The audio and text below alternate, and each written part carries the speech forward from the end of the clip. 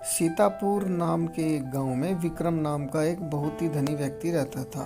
उसके पास जितना धन था उतना गांव में किसी और के पास नहीं था, लेकिन फिर भी वह और धन कमाना चाहता था। एक दिन जब वह अपने धन को गिन रहा था तो वह कहने लगा, अभी मेरे पास कितना कम धन है। काश अगर ऐसा होता कि मैं किसी भी चीज़ को छूता और वह चीज़ तुरंत सोने की हो जाती। इस बात को वह हमेशा सोचता रहता था। उसके सोचते हुए करीब 8 महीने बीत गए थे और फिर एक दिन विक्रम ने एक सपना देखा।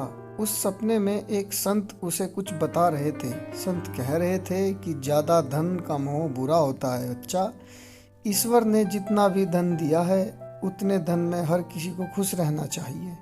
वैसे भी ईश्वर ने तुम्हें इतना धन दिया है। लेकिन विक्रम संत से जिद करने लगा और कहने लगा कि यह धन तो बस कुछ समय में ही खत्म हो जाएगा। विक्रम के सामने संत हार गया। संत ने कहा, मैं तुम्हें वरदान देता हूँ कि कल सुबह से तुम जिस चीज को भी स्पर्श करोगे वह तुरंत ही सोने की बन जाएगी। सुबह होते ही विक्रम ने अपने बिस्तर का स्पर्श किया तो बिस्तर तुरंत सोने का हो गया।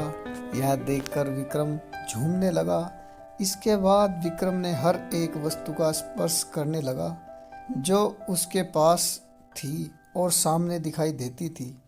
अपने घर की सारी वस्तुओं को सोने का करने के बाद वह बगीचे में गया।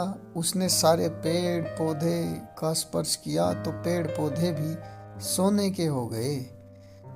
अब दोपहर का समय हो चला था। विक्रम को भूख लग गई। विक्रम ने नौकर से उसके सामने भोजन रखा और विक्रम ने जैसे ही भोजन का स्पर्श किया तो वह सोने का हो गया।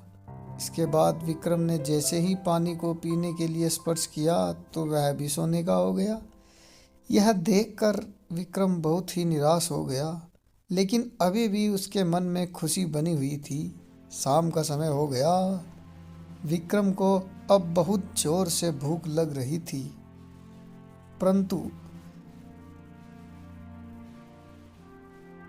लेकिन अब भी भोजन को छूते ही सोने का हो गया।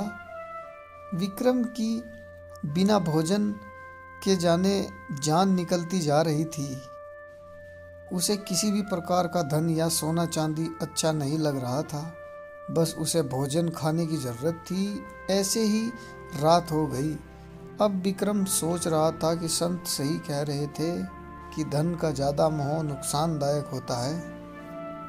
यह सोचते ही विक्रम को नींद आ गई और वह सो गया। नींद में फिर उसको वो संत दिखाई दिए। संत ने कहा, अब तुम खुश हो? इस बार विक्रम रोने लगा और कहने लगा, संत महाराज मुझे माफ करें, आप अपने इस वरदान को वापस लें। संत समझ गया कि विक्रम को अब सीख मिल गई है, इसलिए संत ने कहा, कल सुबह तक सब कुछ ठीक हो जाएगा। और अगले दिन विक्रम जिस भी चीज का स्पर्श करता वह सोने की नहीं होती थी। इसको देखकर विक्रम बहुत प्रसन्न हुआ। इसके साथ ही उसने विक्रम का धन मोह भी छोड़ दिया और जो उसके पास धन और दौलत थी उसी में अपना जीवन खुशी खुशी व्यतीत करने लगा। तो प्यारे बच्चों, हमें इस कहानी से शिक्षा मिलती है कि हमें अपने जीवन में ज़्यादा लालच नहीं करना चाहिए।